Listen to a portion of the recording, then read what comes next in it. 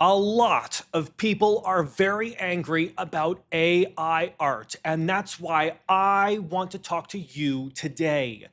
AI art is sometimes the only way people with disabilities and people who were born with no talent can make art.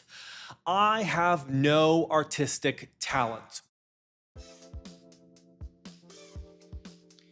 Hi, my name is George, and in this video I will tell you my wish for 2026. But before we do that, we have to go back in time a little bit. To 2016 to be exact. I was in school goofing around, until my best friend at the time just asked me if I had already seen the new Doctor Strange movie. And at the time, me, completely unaware of what I was about to get into, said no, I haven't. He said, "Oh, you should really watch it, it's a masterpiece. If you want, we can go over to my place and watch it together." And I said, "Sure, let's do it, since I love watching movies without ever having heard of what the MCU even is." And oh boy, I was not ready for what was about to hit me. It was beautiful and I was in love. And at the end he said, "You should watch the other ones too." There's more? How many Marvel movies have you made? 29 and 14 more on the way. The rabbit hole opened and it was deep. I watched every behind the scenes, every interview, every meme, everything. Jonathan?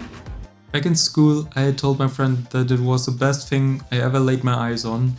He came up with the idea, I think, I'm not entirely sure, but he said that since I love drawing anyway, and he and my other friends thought that I was a decent artist, more or less, and since I found my love for superheroes, I should use my talent and make my own comics.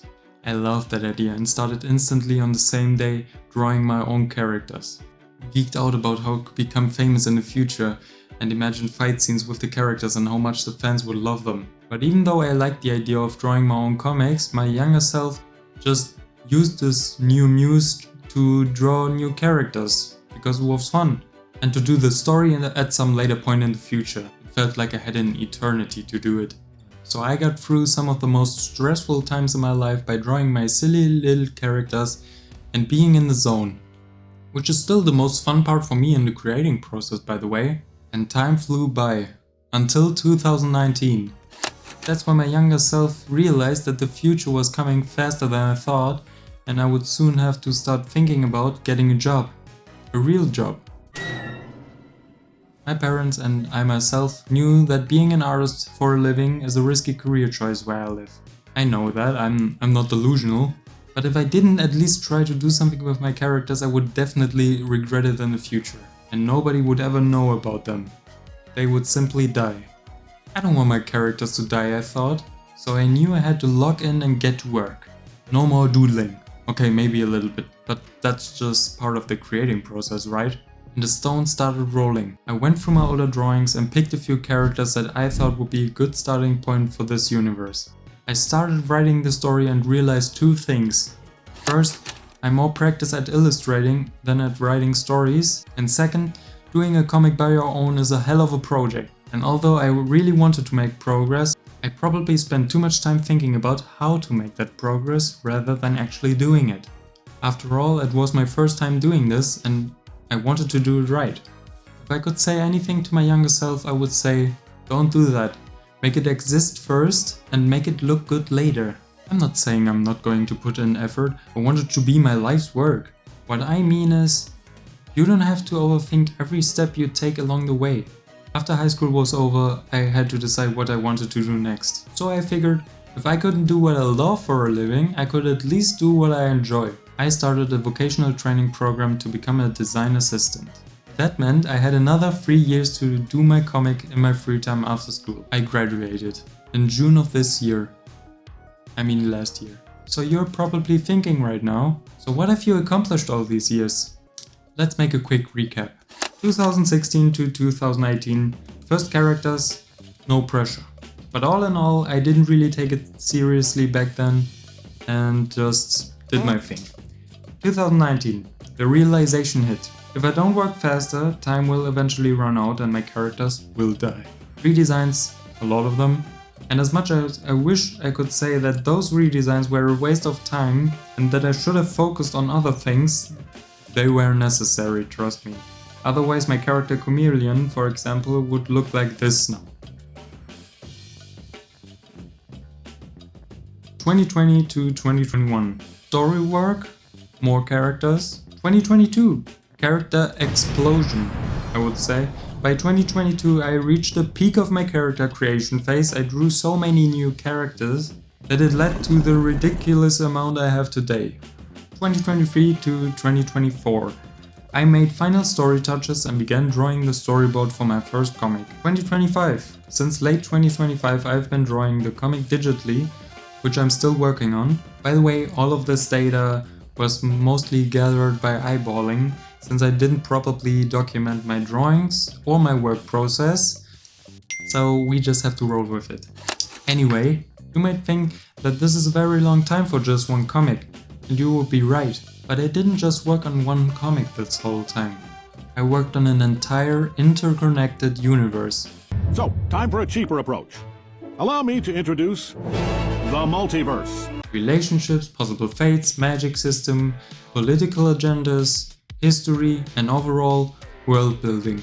And now I'm coming closer to my dream day by day, The Chameleon.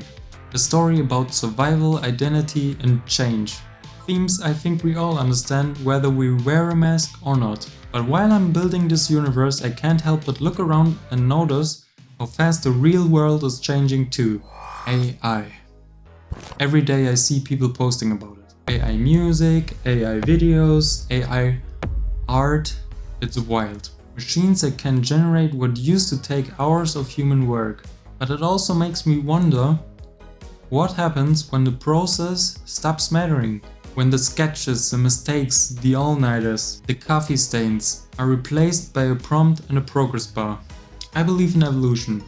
And that means I believe in adaptation. What I'm trying to say is that we as artists aren't careful and don't adapt to new things, we could go extinct and might just lay down next to the dinosaurs. But before you grab your torches and pitchforks, I'm against AI too. I just don't understand why AI wants to take away the things I enjoy doing rather than doing my laundry or something. Okay, maybe I don't want this either, but let me ask this question. What makes something art? I would never watch a movie with fake actors or something that looks like animation but the only human thing about it is the prompt behind the AI. I think I know why that is the case. It is not real. If AI displaces real art with fake art, then art truly dies. Because what matters in art is what the artist intended. It's that little spark of imperfection, the emotion behind every line, the thought behind every shot, the moment when your hand slips and suddenly your drawing looks more alive than before.